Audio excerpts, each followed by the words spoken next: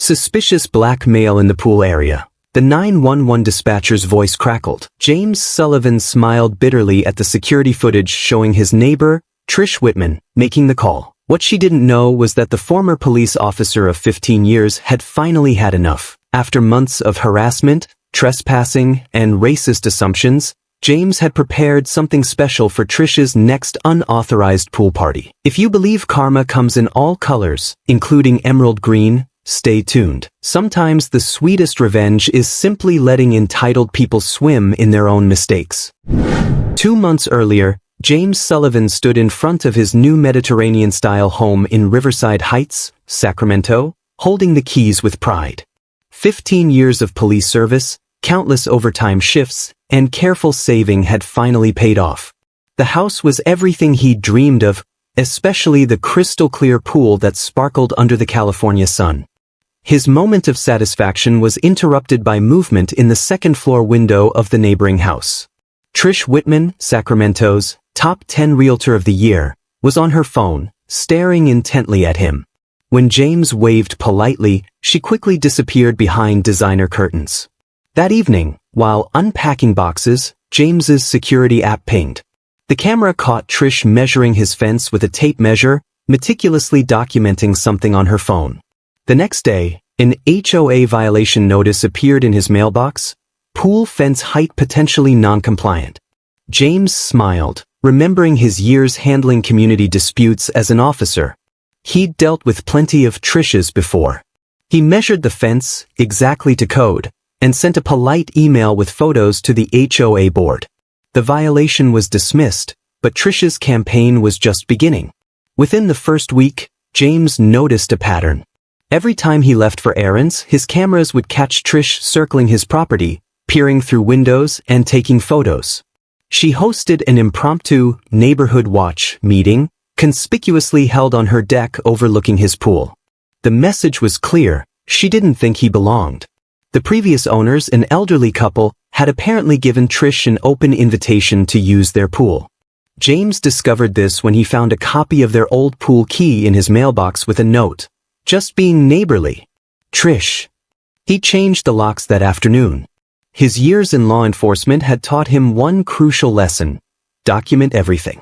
He installed additional cameras, saved every email, and kept a detailed log. Something told him he'd need it. The first direct confrontation happened on a Sunday morning. James was enjoying his coffee when the security app alerted him to movement by the pool. Through the kitchen window, he watched in disbelief as Trish, wearing a designer swimsuit, led 4 other women through his gate. "Ladies, welcome to our Sunday swim club," Trish announced, setting up expensive beach towels on his pool chairs. The previous owners were such darlings about sharing. James stepped outside, maintaining the calm demeanor he'd perfected during his years on the force. "Good morning, ladies. I hate to interrupt, but this is private property." "Oh." Trish's hand flew to her chest in mock surprise. "James, don't be difficult. We've been using this pool for years. Besides," she gestured around the immaculate backyard, "it's hardly being utilized properly now." The other women shifted uncomfortably. One whispered, "Trish, you said you had permission?" "I do have permission," Trish snapped. "My husband plays golf with half the HOA board. They understand the importance of maintaining certain standards in our community." James recorded the entire exchange on his phone. "Mrs. Whitman, I'm giving you one chance to leave voluntarily. Otherwise, I'll be forced to call the police." "The police?" Trish laughed, but her eyes narrowed. "Honey, I know every officer in this district. Who do you think they'll believe? The new resident or a respected member of the community?" As the women gathered their things, Trish lingered. "You know," she said quietly, "there are ways things work here. Certain expectations. The previous owners understood that." "The previous owners don't live here anymore," James replied evenly. "And neither trespassing nor implied threats will change that." That night, James reviewed his security footage. He watched Trish make 3 calls after leaving his property. Within 48 hours he received 2 more HOA violations, a visit from code enforcement, and mysteriously, his morning newspaper started disappearing. The harassment escalated quickly. Anonymous complaints about loud parties began flooding the police department, though James lived alone and rarely had visitors. His garbage bins were mysteriously knocked over every collection day. Flyers appeared in neighbors' mailboxes about maintaining property values and community safety concerns. But Trish's biggest mistake was underestimating James's patience and preparation. Each incident was meticulously documented, every interaction recorded, and every piece of evidence carefully preserved. His years in law enforcement had taught him that the key to handling entitled individuals wasn't confrontation, it was documentation and timing. The message was clear: Trish Whitman was used to getting her way, and she had the connections to make life difficult for those who opposed her. But she had never dealt with someone who understood both sides of the law as intimately as James did. And he was about to teach her a lesson in consequences she wouldn't forget. The situation reached a boiling point during the neighborhood's annual Memorial Day weekend. James was grilling in his backyard when he heard splashing. To his astonishment, Trish was hosting a full pool party in his pool. A dozen people, including 3 HOA board members, were lounging around his pool deck. "This is private property," James announced firmly, phone recording in hand. "Everyone needs to leave immediately." "Oh, please," Trish rolled her eyes, champagne glass in hand. "Stop being so territorial. This pool has always been a community asset. Right, Charles?" She nodded to the HOA president, who suddenly found his drink fascinating. "Ma'am, this is my final warning before I call law enforcement." "About that," Trish smirked, "I already called them. Reported a suspicious individual threatening peaceful residents. They should be here any minute." True to her word, police sirens approached. But Trish's smug expression faltered when Officers Martinez and Rodriguez stepped out, James's former partners. "Everything okay here, James?" Martinez asked, immediately recognizing the situation. "These individuals are trespassing on private property," James stated professionally. "I'd like to press charges." The party dispersed quickly, but not before Trish made a scene. "This isn't over," she shrieked. "You have no idea who you're dealing with." The next morning, James discovered his prized roses dead, chemical burn. His security cameras caught Trish at 3 a.m., spraying something on his garden. That same day, an anonymous complaint was filed about his unauthorized pool modifications. The HOA demanded an immediate inspection. But James had anticipated this. He'd already documented every modification, obtained all necessary permits, and installed additional cameras. Each of Trish's moves only added to his growing collection of evidence. The community began taking sides. Some neighbors, tired of Trish's reign of terror, quietly shared their own stories with James. Others, benefiting from her connections, joined her campaign against him. "You know," his next-door neighbor whispered one evening, "she did the same thing to the Martinez family last year. Lovely couple, but they couldn't take the harassment. Sold their house at a loss." James nodded, keeping his expression neutral. But inside, a plan was forming. Sometimes, the best way to handle a bully wasn't through confrontation, it was through careful preparation and perfect timing. He just needed one more incident. And knowing Trish, she wouldn't make him wait long. That final incident came sooner than expected. James returned from grocery shopping to find Trish hosting her book club, 8 women sipping wine around his pool. But this time, something was different. His water testing strip showed traces of chemicals that shouldn't be there. Reviewing his security footage, he caught Trish dumping something into his pool before her guests arrived. "Let's see how he likes hosting pool parties now," she muttered to herself, clearly audible on the high-quality audio. That night, James sat in his home office, surrounded by evidence, videos of trespassing, audio of threats, documentation of vandalism, and now, attempted tampering with his pool. But rather than anger, he felt a calm certainty. His police training had taught him that timing was everything, and Trish had just handed him the perfect opportunity. He opened his laptop and began researching pool maintenance chemicals. Something caught his eye. A special dye used by pool companies to detect leaks. Non-toxic, temporary, and, most importantly, only reactive with certain chemical compounds commonly found in expensive sunscreens and cosmetics. The kind Trish and her friends exclusively used. The product description made him smile. Results visible within minutes of contact. Effects last 3 to 7 days. Safe for pool equipment and swimmers. James made 3 calls. First to his former partner in the police department's legal division, then to his HOA lawyer, and finally to a pool maintenance company. Each conversation confirmed what he already knew. His plan was completely legal.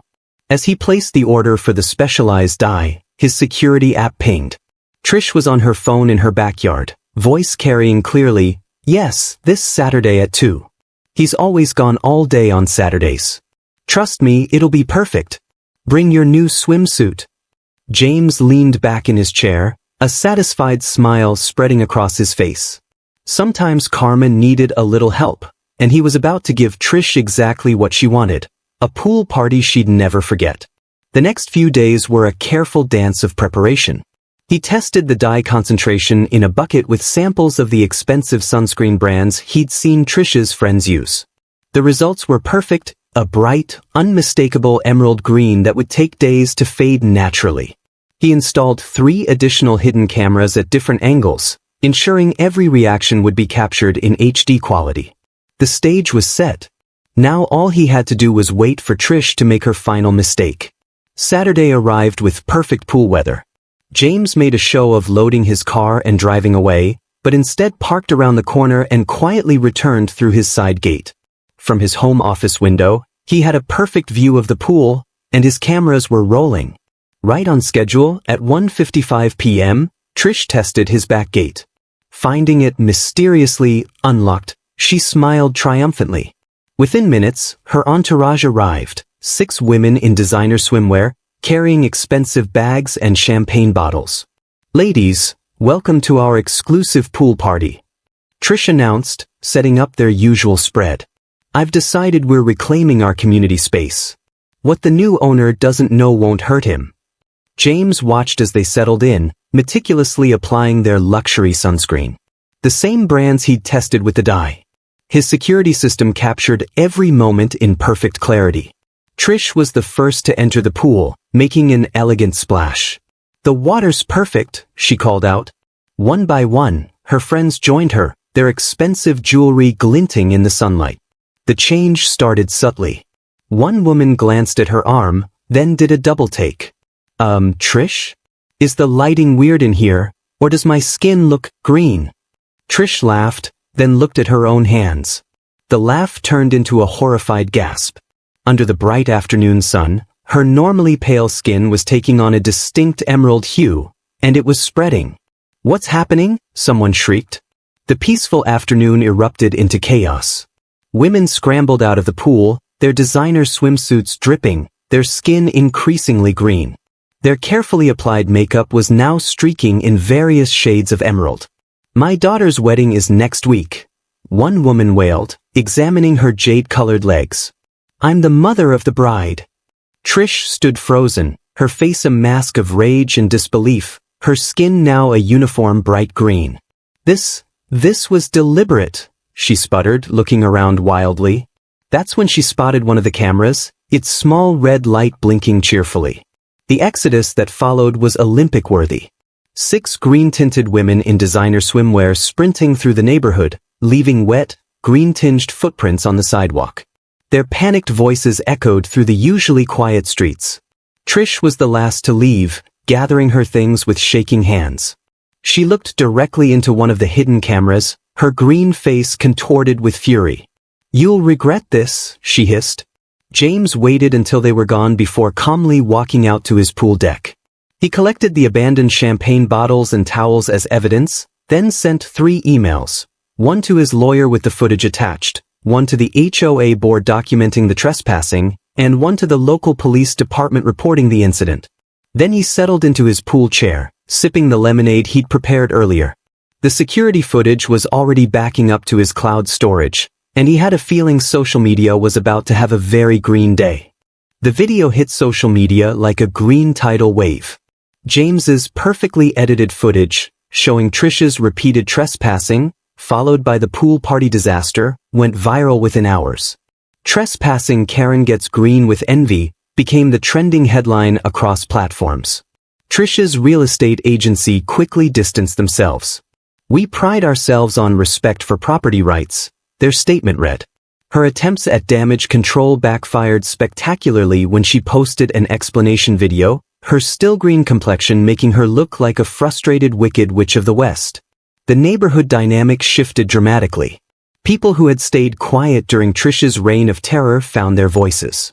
The dam of silence broke as neighbors shared similar stories of her past bullying. 2 weeks later, a "for sale" sign appeared in front of her house. The new family that bought Trish's house, an interracial couple with twin daughters, brought fresh energy to the community. James's pool became the heart of the neighborhood, hosting proper parties with written invitations and his famous grilled ribs. Children splashed happily while parents chatted, creating the kind of inclusive community Trish had claimed to protect but actually poisoned. Near his pool gate, James hung a small framed photo of 6 green figures running through the neighborhood. Under it, a simple caption read, "Sometimes karma needs a little chlorine." A year later, James received news that Trish was causing similar problems in her new neighborhood. He smiled, knowing that some people never learn, but communities can learn to stand together against bullies. His story serves as a reminder that standing up to entitled behavior doesn't always require confrontation. Sometimes it just takes patience, preparation, and a touch of creative justice. In a world where bullies often seem to win, it's worth remembering that karma has a way of making a splash. If you've ever faced someone who thought their privilege put them above the rules, remember, document everything, know your rights, and stay calm.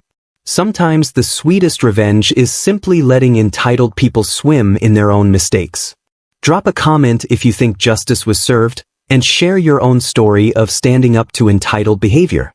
Don't forget to like and subscribe for more tales of karma's perfect timing. Remember, in the end, it's not about getting even, it's about making your community a better place for everyone.